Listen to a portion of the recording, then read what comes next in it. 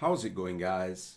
Before we get into the vid, I would just like to say that if you enjoy my content, please remember to give the video a like and also consider subscribing to the channel. It really helps keep me motivated to continue making content for you guys. So, today's video is going to be on a topic that's already been covered by pretty much every Rocket League YouTuber out there.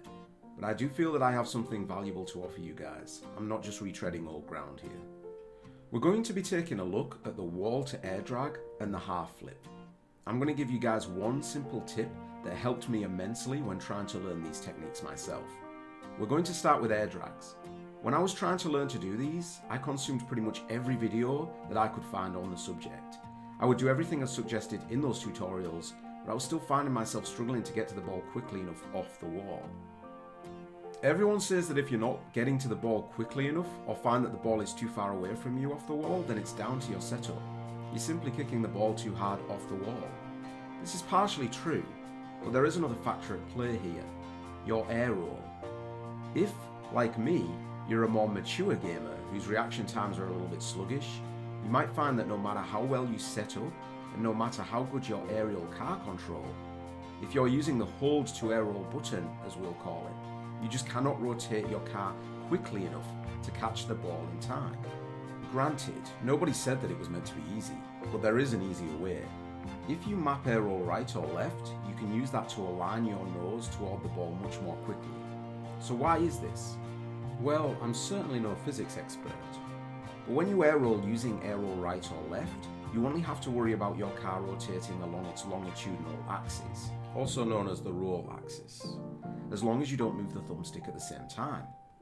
When you air roll using the hold to air roll button, however, you have to use the thumbstick to align your car, which means that pitch, the lateral axis, and yaw, the vertical axis, also come into play. This leaves a much smaller margin for error, as your car can move in a broader variety of directions. So onto the Halfflip. The same principles apply here.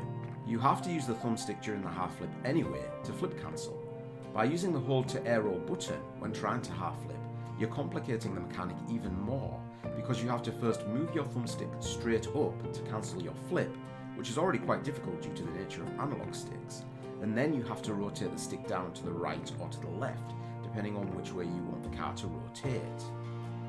Using air roll left or right, however, means that once again, you are not having to rely on the thumbstick to rotate your car, making for a much more accurate 180-degree Halfflip. There are exceptions to this rule, of course. As you become a more advanced player, there may be situations where you don't want to perform a perfect 180-degree Halfflip, and instead you may want to land at an angle, in which case using the hold to air roll button would probably be preferred. I'm also not saying that this is the right way to do these moves. At the end of the day, it all comes down to preference and muscle memory.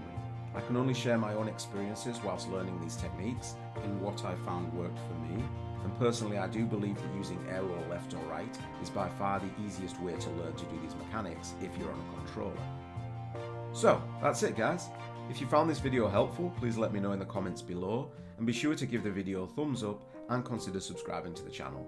I don't really consider myself an advanced enough player to do regular tutorials on Rocket League mechanics, but if I think there's something that hasn't been covered already, I'll certainly consider offering my perspective on the subject.